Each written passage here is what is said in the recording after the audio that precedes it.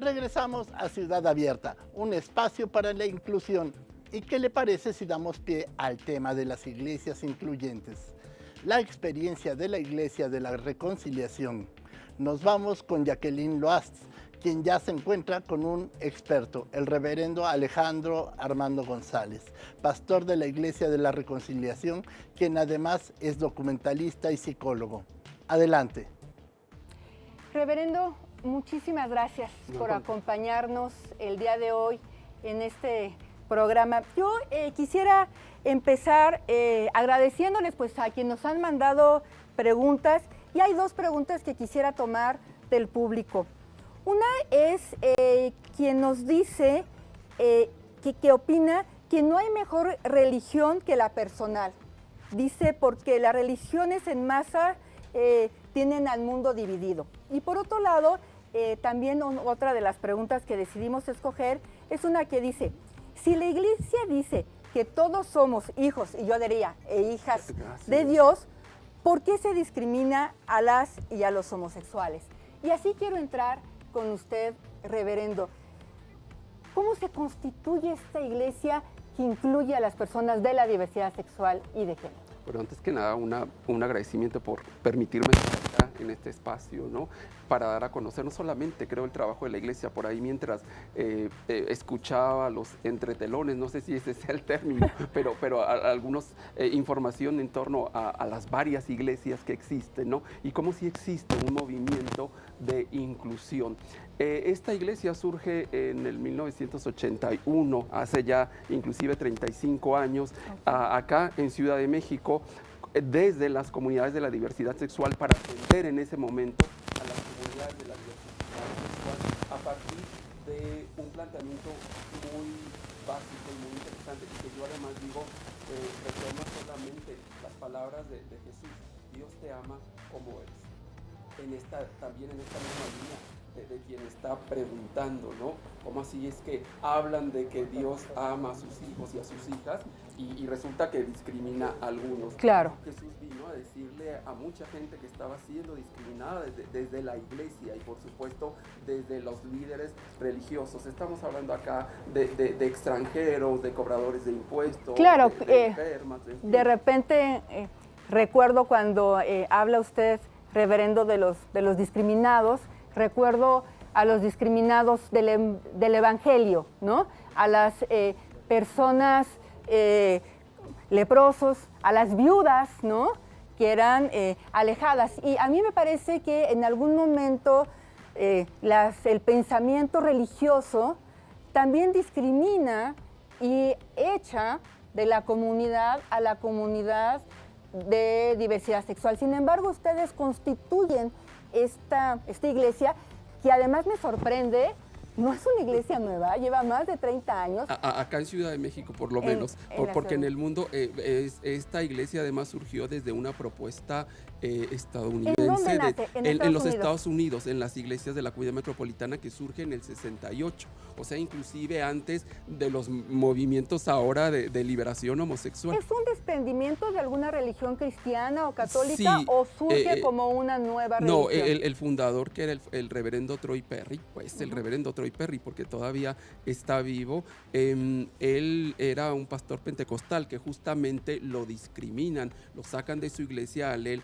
afirmar su orientación, claro, su identidad sexual. Las personas pentecostales pertenecen a lo que entendemos como las religiones cristianas. Exacto. Están dentro del cristianismo. Que solamente aquí me gustaría apuntar algo. La iglesia católica también, claro, es una iglesia cristiana, porque de repente se habla en las iglesias como la iglesia católica y las cristianas, claro, y la católica también es cristiana. Claro, nos malacostumbramos quizá en esta idea de solamente el catolicismo, sobre todo en México. Ya nos decía nuestro entrevistado anterior que casi el 80% de las personas que vivimos en México pertenecen al catolicismo. Pero bueno, ¿ustedes hacen matrimonios entre personas del mismo sexo entonces? Llevamos a cabo un sacramento que es el sacramento de la Santa Unión. no es el matrimonio. Es una bendición. No es exactamente el matrimonio, aunque tiene las mismas bases del matrimonio respecto a una bendición de persona, porque en realidad también el matrimonio no es más que la bendición de la pareja a través de un sacramento. Pero es uno de los 7 sacramentos, ¿no? Exacto. El nombre que le damos es bendición de Santa Unión, que tiene la misma estructura y de hecho tampoco es algo nuevo que nosotros estamos haciendo. Las santas uniones han existido desde, por lo menos los primeros registros que se tienen es en el siglo II. Ya se celebraban a cabo santas uniones entre parejas del mismo sexo y parejas de sexos opuestos. Y están los registros. Hay inclusive un texto que se llama Las bodas de la semejanza, de John Boswell, donde él documenta todas estas uniones que se llevaban a cabo bajo la bendición de la Iglesia Católica, que en sus inicios era la única que existía. Entonces, en el tema de los matrimonios igualitarios, la Iglesia lo que hace es una bendición, bendice la unión de estas dos personas y dentro del catolicismo existe también el bautismo para poder formar parte de esta iglesia y después, más adelante, la confirmación. Los hijos, en este caso adoptados o por algún otro método que se conciban, ¿son bautizados? ¿Ustedes bautizan también a hijos de parejas del mismo sexo? Sí, de hecho, los dos sacramentos que nosotros llevamos a cabo de manera común son la comunión y el bautizo. Sí, esto es, por como supuesto, sacramento. Como sacramento. Y la otra es como bendición. La otra es una bendición. Uh-huh. A mí me parece maravilloso porque muchas veces no caemos en la cuenta de que como hay diversidad de personas, también existe la diversidad religiosa. Y hoy aquí el reverendo precisamente lo que nos está hablando es de esta opción de cómo quienes están vinculadas a una creencia pueden encontrar precisamente en esta religión la posibilidad de no desvincularse de su creencia, es decir, religión significa liga, ¿no? Estoy religado, no romper esa liga con Dios que nos resulta importante. Sin embargo, hay quienes, o las otras religiones, dicen que es pecado. ¿Por qué ustedes no lo consideran como pecado? Bueno, yo tengo antes que nada una postura respecto a la diversidad religiosa y sobre todo a la diversidad religiosa cristiana. Esta viene desde un inicio, porque si atendemos solamente al trabajo de Jesús desde el cristianismo, pues Jesús oficialmente estuvo alrededor de 12 discípulos y a cada uno de ellos los formó. Y yo pienso que desde ahí viene la diversidad cristiana, que es un hecho además, ¿no? Cuando hablamos de pentecostales, de bautistas, de cristianos, de adventistas, de católicos también.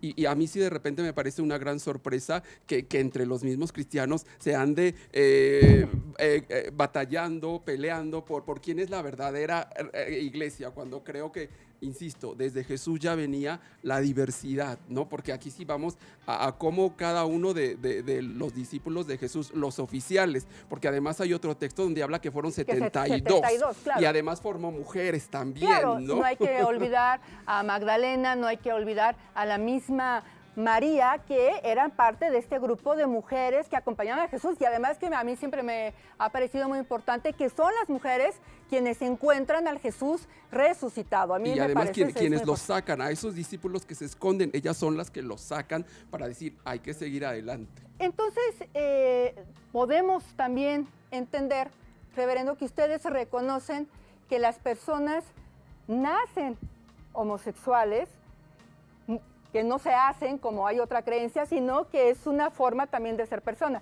que se nace con esa atracción a personas del mismo sexo. Sí, yo recuerdo ahora una frase del reverendo Sosa, uno de los reverendos que estuvo acá en la iglesia, ¿no? Cuando le preguntaron eso, ¿el homosexual nace o se hace?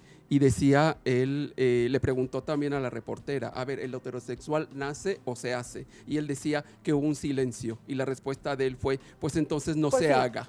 Pues muchísimas gracias no, por acompañarnos y nos vamos hoy a nuestro testimonio de vida para parejas. Vamos a conocer a una pareja de mujeres lesbianas.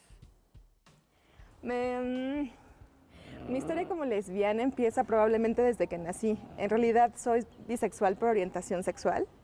Entonces, yo estaba en el kinder enamorada de mi maestra y de mi amiguito. O sea, para mí la bisexualidad ha sido algo con lo que he crecido. Nunca me lo cuestioné porque para mí era como normal. Nunca me pregunté si era normal o no.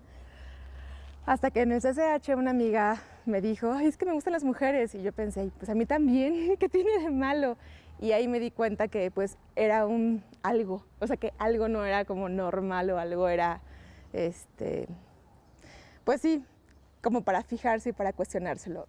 Mi generación fue la primera generación que vio un beso entre dos mujeres en MTV, que vio el video de Tattoo de All the Things She Said.